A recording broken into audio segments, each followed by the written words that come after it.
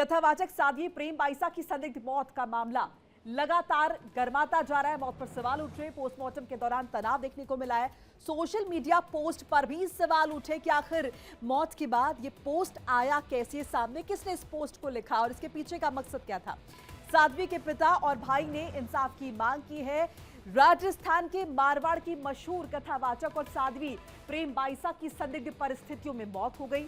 पिता और एक अन्य व्यक्ति साध्वी को बुधवार शाम पाल रोड स्थित प्रेक्षा हॉस्पिटल लेकर पहुंचे थे, जहां डॉक्टर्स ने जांच के बाद उन्हें मृत घोषित कर दिया। जैसे ही यह खबर फैली, हड़कंप सा मच गया, समर्थकों में मातम पसर गया। साध्वी प्रेम बाईसा की मौत ने हजारों सवाल खड़े कर दिए। सबसे बड़ा सवाल यह हो जाता है कि क्या उन्हें कोई ब्लैकमेल कर रहा था। मौत के बाद उनके सोशल मीडिया अकाउंट को आखिर किसने यूज किया, किसने वो पोस्ट किया, ऐसे तमाम सवालों के जवाब तलाशने के लिए पुलिस जांच में जुटी हुई है। साध्वी के पिता और भाई ने इंसाफ की मांग की है, जबकि श्रद्धालु और स्थानीय लोग मौत पर शक जता रहे कि आखिर ये जो मौत थी, क्या ये खुदकुशी थी या फिर ये हत्या थी, ये साजिश किसने रची, ब्लैकमेल कौन कर रहा था। क्योंकि कुछ वक्त पहले साध्वी का जो वीडियो वायरल हुआ था, अश्लील वीडियो वायरल हुआ था, वो किसने वीडियो बनाया था, उसकी मंशा क्या थी। और उसके बाद साध्वी का वो पोस्ट, उनकी मौत के बाद एक व्यक्ति जो इस दुनिया में है ही नहीं, उसके मरने के बाद इंस्टाग्राम पर जाकर एक पोस्ट आता है और उस पोस्ट में जिन बातों का जिक्र होता है, उससे कहीं ना कहीं ये पूरा मामला सवालों के घेरे में खड़ा हो जाता है कि आखिर साध्वी की मौत के बाद पोस्ट सामने कैसे आया, किसने ये पोस्ट किया और क्या पोस्ट करने वाला व्यक्ति ही उनका हत्यारा था। किसने ये साजिश रची, क्या इसकी मंशा थी, कौन ब्लैकमेल कर रहा था, किसने वो वीडियो कैप्चर किया था। क्योंकि वीडियो में जो तस्वीरें दिखी थी वो बाकायदा एक प्राइवेट स्पेस था जहां पर साध्वी आराम करती थी, तो ऐसे में वहां पर वो कैमरा इंस्टॉल किसने किया। उसके बाद बाकायदा सुनियोजित तरीके से, देखिए तस्वीर आपको दिखा रहे हैं, उसे वीडियो के कुछ अंश दिखा रहे हैं आपको। जो वीडियो सर्कुलेट हो रहा है, वीडियो काफी डिटेल में है, जिसमें कुछ ऐसी चीजें भी है जो कि सार्वजनिक प्लेटफॉर्म पर दिखाई नहीं जा सकती। ऐसे में बहुत सोच समझकर इसके जो अंश है वो साझा किए जा रहे हैं।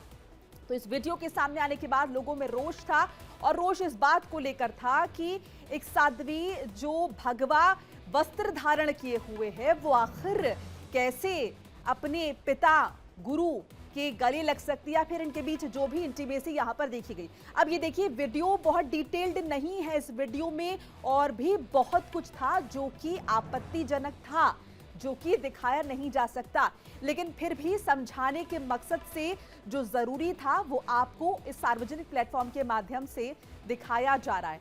अब देखिए मौत के बाद किस तरह की प्रतिक्रिया आ रही है और उनके पिता की तरफ से क्या कुछ कहा गया। एक बार पहले आपको वो भी सुना देते हैं, फिर आगे बात करेंगे इस पर। अस्पताल लेके ही नहीं गए, वो घर पे नॉर्मल जुकाम था। अजमेर कथा करके रात को 1:30 बजे आए, 1:30 बजे अजमेर से कथा करके आए। सुबह उन्होंने अपनी आईडी से पोस्ट की, फिर 10-11 बजे एक और पोस्ट की, और 4:45 4:30 बजे और मीडिया हैंडल वाला करके बात पोस्ट के लिए की, और 5:30 5:20 पे उसने जिक्र लगते ही सब कुछ तबाह हो गया, सब कुछ तबाह हो गया। 5:30 पे उन्होंने प्राण त्याग दिए। अब देखिए, साध्वी के पिता का स्टेटमेंट आपने सुना, जो कि हैरत में है, कहीं ना खौफजदा है, या फिर कहे कि शॉक में है, और कहना है कि मामूली बुखार था, ऐसे कैसे हो गया। बहरहाल पुलिस इस मामले की तफ्तीश कर रही है और बहुत गहनता के साथ जांच की जा रही है। पोस्टमार्टम रिपोर्ट की तरफ निगाहें लगी हुई है कि आखिर निकल कर क्या कुछ आता है, पुलिस का क्या कुछ अभी तक का रिएक्शन रहा है। एक बार जरा वो भी सुनते हैं, सुनिए। ये जो साध्वी जी हैं, इनके पिताजी द्वारा ऐसा बताया गया कि इनकी कल थोड़ी तबीयत खराब थी, जिस पर इन्होंने किसी प्राइवेट कंपाउंडर को बुलाया था। प्राइवेट कंपाउंडर ने जो इंजेक्शन लगाया, बाद उसके इनकी तबीयत काफ़ी ज़्यादा खराब होने लग गई, जिसके बाद इनको एक प्राइवेट हॉस्पिटल में दिखाने ले गए, जहां उन्होंने बताया कि इनकी मृत्यु हो चुकी है। उसके बाद जो बॉडी है उसको MGH मोर्चरी में शिफ्ट करवाया गया, प्रॉपरली वापस से जांचें करवा के शिफ्ट करवाया गया, और अब मेडिकल बोर्ड द्वारा पोस्टमार्टम जो है वो उसकी प्रोसेस चालू है। तो इस पूरी खबर पर कहीं ना कहीं तमाम तरह के सवाल उठ रहे हैं। मेरे साथ मेरे सहयोगी जुड़ रहे इसी पर बातचीत के लिए देवेंद्र, निश्चित तौर पर बहुत ज्यादा सवाल उठते हैं और सवालों के घेरे में ये पूरी मौत आ जाती है और इसीलिए इसे मिस्ट्री का नाम दिया जा रहा है, क्योंकि एक व्यक्ति जो इस दुनिया में है ही नहीं, वो कैसे सोशल मीडिया का सहारा लेकर अपनी ही मौत के बारे में लिख सकता है।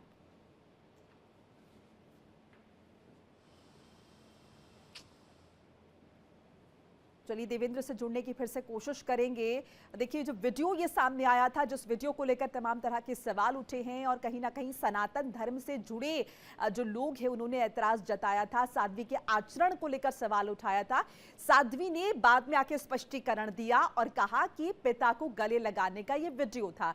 पिछले कुछ दिनों से सर्दी खांसी बुखार से परेशान थी साध्वी। एक प्राइवेट कंपाउंडर से इंजेक्शन लगवाने के बाद तबीयत जो है वो नासाज हुई, तबीयत बिगड़ी। मौत के बाद साध्वी के इंस्टाग्राम अकाउंट से पोस्ट हुआ है।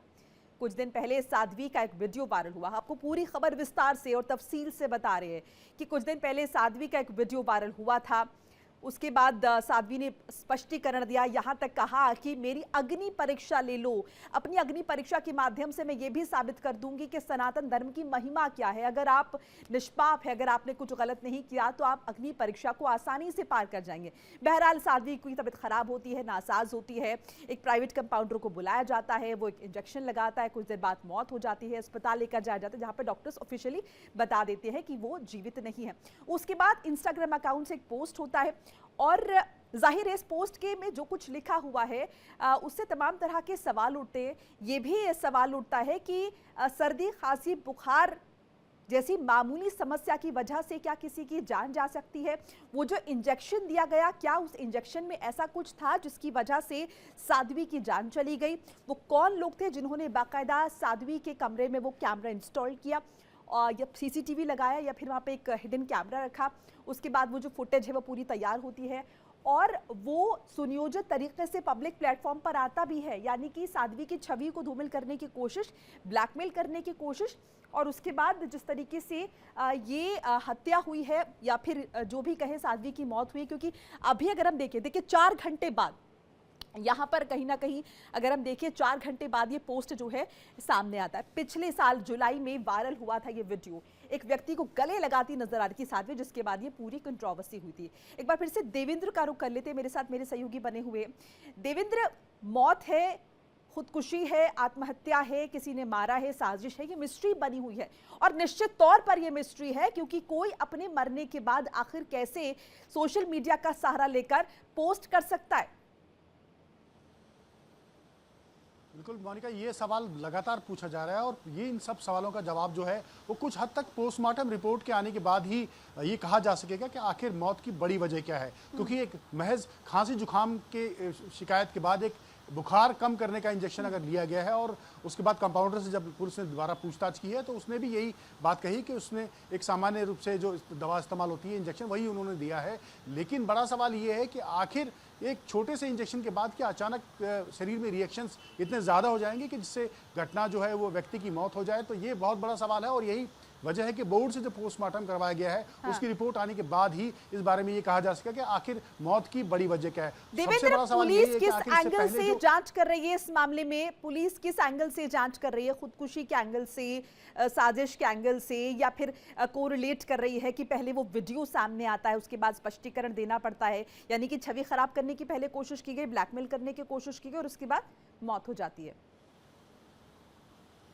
देखिए, पुलिस इस पूरे मामले में न केवल कंपाउंडरों को अभी सही हिरासत में लेकर पूछताछ कर रही है, बल्कि साथ में जो उनके पिता हैं उनके बयान भी पुलिस ने लिए हैं। इसके साथ साथ में इस पूरे घटनाक्रम में इससे पहले वो अजमेर में जब कथा करने गई थी उस दौरान उनका क्या रूटीन था, क्या उन्होंने खाया है, क्या कुछ किया, उन सब के बारे में भी तफ्तीश जो है वो पुलिस साफ तौर पर कर रही है। मेडिकल रिपोर्ट जो बोर्ड की रिपोर्ट है, पोस्टमार्टम रिपोर्ट, वो कुछ हद तक उसके आने के बाद की पुलिस की जो इन्वेस्टिगेशन है वो ये साबित कर ये किस दिशा में जाएगी, ये एक देखने की बात होगी। क्योंकि आज जब अंतिम संस्कार हुआ है और अंतिम संस्कार के बाद लगातार उनके जो समर्थक हैं, उनके परिवारजन हैं, वो सीबीआई जांच की मांग कर रहे हैं, जिसको लेकर साधु संत समाज में भी इस बात का दुख और हैरानगी है कि आखिर एक साध्वी जो है वो अचानक ऐसा क्या हुआ कि सर्दी जुकाम जैसा शिकायत आई और उसके बाद उनकी अचानक मौत हो गई। तो कहीं ना कहीं साजिश की जो शंका आशंका है वो उनके देवेंद्र, परिवार की उनके ओर से लगाई परिजनों गई का है। क्या कहना है, वो किस तरह का शक जता रहे हैं? क्योंकि पहले ये वीडियो सामने आता है, उसके बाद मामूली खांसी जुकाम की वजह से तबीयत नासाज होती है और उसके बाद इस तरह से मौत हो जाती है। क्या उनका भी कुछ कहना है? वो किसी दिशा में बाकायदा कुछ हिंट दे रहे हैं या कोई शक जाहिर कर रहे हैं? देखिए, उनके पिता की ओर से जो मीडिया में बयान दिया गया है उसमें साफ तौर पर अगर उनका एनालाइज किया जाए तो जो वीडियो कुछ महीनों पहले वायरल हुआ था उसके बाद से मानसिक स्थिति ठीक नहीं होने या इस तरह की बदनामी लगातार झेलने को लेकर उनकी बात सामने आई थी। खुद प्रेम बाइसा का एक कट वीडियो भी है जिसमें उन्होंने इस तरह के जो फेक वीडियो वायरल हुआ था उसकी वजह से उनको जो आहत पहुंचा और जो बुराई थे वो लगातार पूरी दुनिया में फैल गई, लेकिन सच्चाई ने आखिरकार उस पूरी बुराई पर विजय हासिल की। ये बात जी उनका जो वीडियो था वो भी आज जो है वो लगातार ट्रेंड कर रहा है। तो कहीं ना कहीं ये सवाल परिवार की ओर से भी उठाया जा रहा है, क्योंकि उनके परिवार के खुद के पिता पर भी कुछ लोग जो है ये आरोप लगा रहे हैं कि कहीं ना कहीं इसके पीछे इस जो वीडियो आया है जो सोशल मीडिया पर वायरल हुआ है इसके पीछे आखिर सच्चाई क्या है। तो कहीं ना कहीं पुलिस की इन्वेस्टिगेशन जो है वो इस दोबारा से घूमेगी। और सबसे बड़ी बात जो है रिपोर्ट, जैसे कि आप जिक्र कर रहे हैं, पोस्टमार्टम रिपोर्ट जब सामने आएगी तो बहुत सारे जो है जवाब निकलकर जो है सामने आ जाएंगे। लेकिन इसके साथ साथ किस अकाउंट से, माफ कीजिएगा अकाउंट साध्वी का ही था, लेकिन क्या किस फोन से या फिर कहें कि किस इंटरनेट कनेक्शन से या फिर कहें कि किस सिस्टम से ये पोस्ट किया गया, अगर ये पता चल जाता है पुलिस को तो जाहिर तौर पर तस्वीर पूरी साफ हो जाएगी। क्योंकि हम यही समझे ना, यही मानना नहीं चाहिए कि जिसने ये पोस्ट किया वही जो है साजिश का हिस्सेदार होगा या फिर उसी ने साजिश की होगी। देखिए मोनिका, अगर इस पूरे इंसिडेंट को देखा जाए तो इंजेक्शन जो दिया गया था वो आश्रम के अंदर दिया गया था और कंपाउंडरों को बुलाया गया था। तो कहीं ना कहीं पुलिस की निगाह जो है वो सीसीटीवी फुटेज की रिकॉर्डिंग्स पर भी है और ये पुलिस जो है इस वक्त तस्दीक करने में लगी है कि जो रिकॉर्डिंग हुई उसमें सीसीटीवी फुटेज में कौन आया कौन गया, किस तरह से आश्रम की गतिविधियाँ थी, उसको लेकर भी पुलिस कहीं ना कहीं पूछताछ का जो एंगल है वो वाइड तौर पर जुड़ा हुआ है।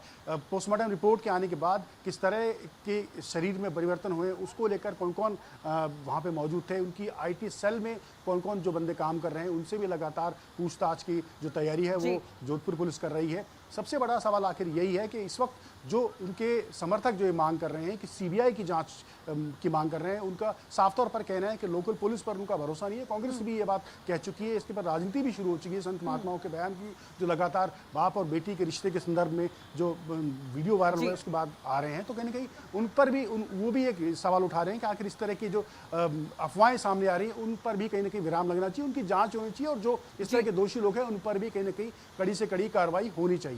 चलिए, बहुत बहुत शुक्रिया देवेंद्र आपका तमाम जानकारी अपडेट साझा करने के लिए।